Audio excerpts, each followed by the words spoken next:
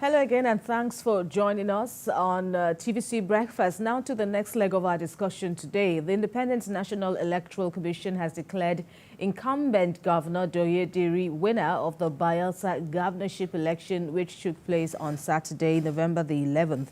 The returning officer for the election in the state, Professor Faruq Kuta, declared Mr. Diri the winner of the exercise, having satisfied the requirements of the law, and the PDP candidate won his All Progressives Congress counterpart Timipre Sylva in the contested exercise in the oil-rich state. Mr. Diri, who came into power in the year 2020, got a total of 175,196 votes, while Mr. Sylva polled 110,108 votes, while the Labour Party scored a total of 905 votes to come a distant third.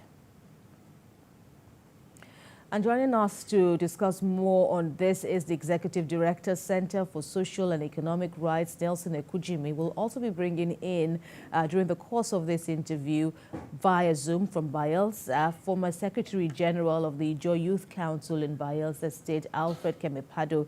In the meantime, let's welcome Nelson Ekujimi. Thanks for joining us again. Thank you very much for having me. Good morning. Good morning to our viewers. And you, from our discussions and, of course, from we know your antecedents, you took part somewhat in the elections. Yes, you were stationed in Kogi State, but I'm sure that, of course, you also had your tentacles, monitoring the development in Bayelsa State. Absolutely. For about 2-3 days, the news finally, got confirmed on Monday. It was such an intense process. The collation too, there were delays after delays, and the last day yesterday was filled with so much so much skirmishes. There was such, unnecessary, many people said. But, now the final results are out. Governor DouyeDiri has emerged winner. What are your thoughts on how things panned out in Bayelsa? Well, my thoughts on how things panned out in Bayelsa is to just affirm that is a reflection of how we do things. A lot of times we exhibit behaviors that exposes us as people who are not conversant with provisions of the law.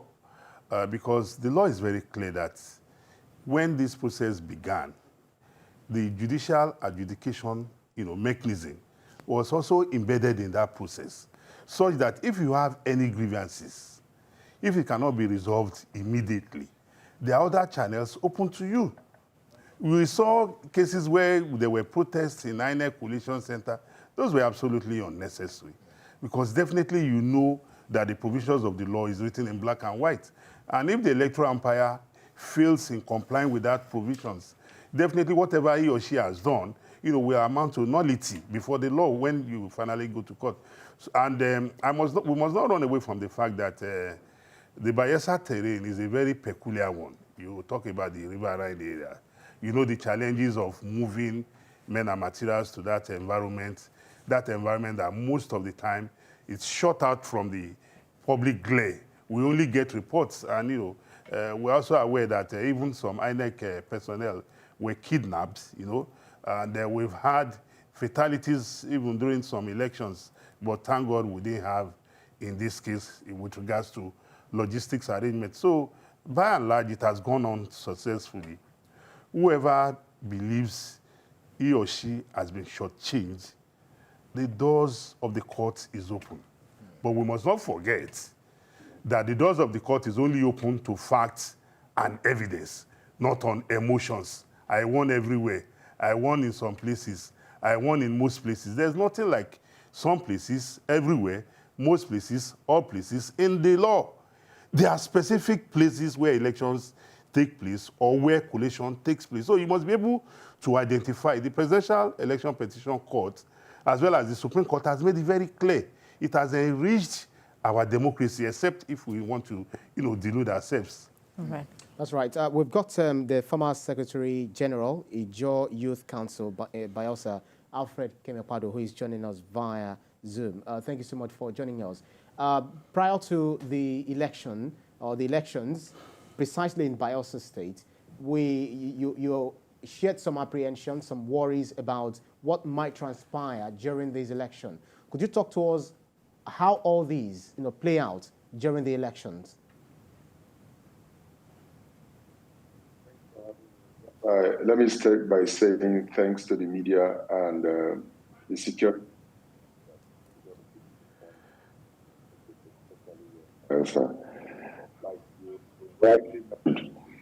I was in your studio and I raised some security concerns. And despite our concerns, it played out.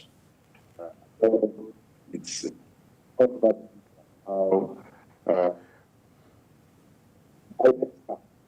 how serving officers probably didn't even come from who were kidnapped in the course of this election. It's already how in the area of house, an innocent guy was beaten. All right. Well, Comrade Alfred, we are experiencing some glitches from your end. It must be, network and its evils. We'll try to reconnect with you. Please hang on. We'll try to reconnect with you and, definitely hope to get better output from your end. In the meantime, while we have Nelson Ekujimi here with us, I also want to know your assessment of the process. INEC, and you've alluded to, some worries in your previous remarks. What do you really think? INEC, on record was some of his officials, some of his personnel. One person was kidnapped. There were, concerns in local governments like Sagbama, and even in Yenagoa, where we understand that some polling units were attacked. Voting materials too were also seized by miscreants and all of that. A half or a portion of civil society groups, like the Situation Room, is talking about INEC being what it calls overwhelmed. I wonder how you read the situation in Bayelsa. Well, INEC, I disagree absolutely. INEC was never overwhelmed. Even for some of these states, we saw INEC deploy more resident electoral commissioners, to make for thorough transparency and accountability. The conduct of elections, we must always make it very clear to our people, is not the responsibility of INEC alone.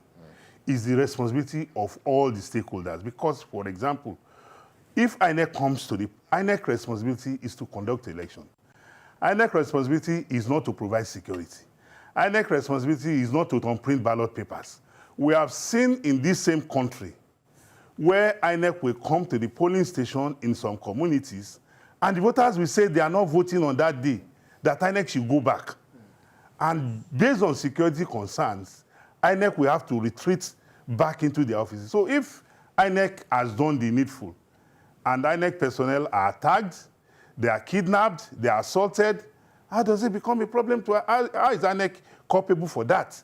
You talked about miscreants. I'm sure we have never had instances where we saw INEC personnel attack themselves in the polling stations. We have never seen that till date. I don't know if we'll be able to see that tomorrow. But as we speak, INEC was never overwhelmed. It was the desperation of our political class that we saw at play, the ignorance of our voters. Because I asked myself, why will I go and attack a polling station when I know I could get myself into trouble? What is the worth of doing that in a person's life? So we need to, upscale our engagement with all this, particularly the political parties. It's like we are not investing enough. We also need to invest more in the electorate. Because when you see some of these activities, a lot of times I ask, when you signed up to contest an election, the dispute resolution mechanism also is embedded in it. And if you sign up to contest an election, it means you have signed up, to also explore that avenue. So why take the laws into your hands? So it wasn't that INEC was overwhelmed. It was because our people in their normal character trying to be clever by half, trying to ensure that whatever I want, no matter what the law has said, no matter the role of every stakeholder, I want to usurp other people's role illegally. So INEC was never overwhelmed. We saw several, acts that were unbecoming. Right. Those acts were not committed by INEC personnel. All right.